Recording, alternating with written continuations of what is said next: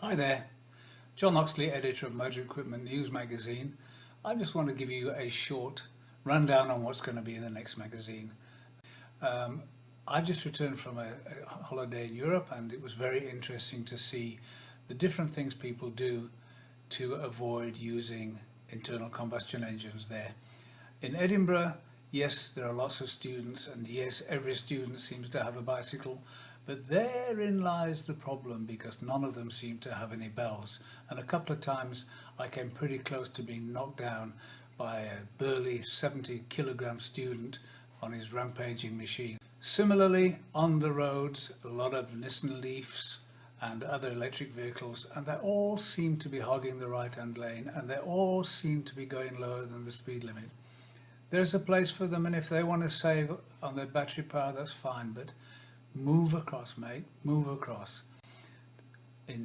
It's a different story in Paris. Paris, lots of motor scooters hurtling around, and they're pretty dangerous, but not as dangerous as the electric scooters on the pavements.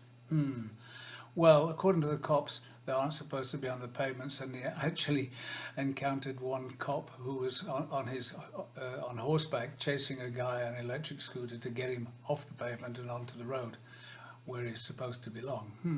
Similarly, apparently, similar sort of things are happening in Auckland, except of course we don't have any mounted policemen.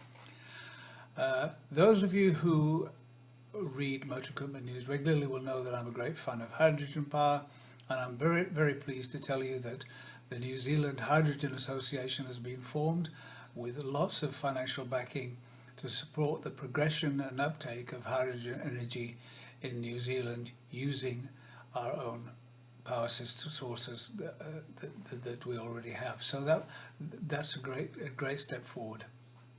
The Capricorn Club is a buying organisation, and last year 19,500 Capricorn members spent a total of $1,860 billion buying stuff from suppliers, preferred suppliers within the organisation, and for that they got a 5 million trade rebate, so it wasn't bad business.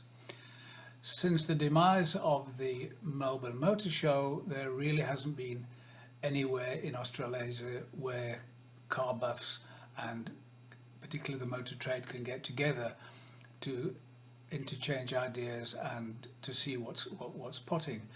However, from April the 4th to the 6th next year, there's the Australian Auto Aftermarket Expo. It's being held at the Melbourne Convention and Exhibition Centre in conjunction with the 2019 Collision Repair Expo. That's one you must put in your diary.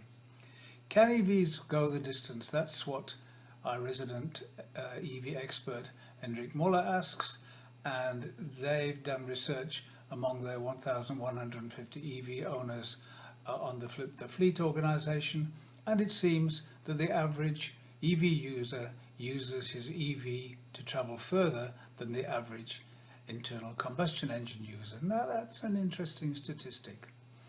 Finally, Big Boys Toys is back. It's the 20th year. They're promising a really bumper special occasion.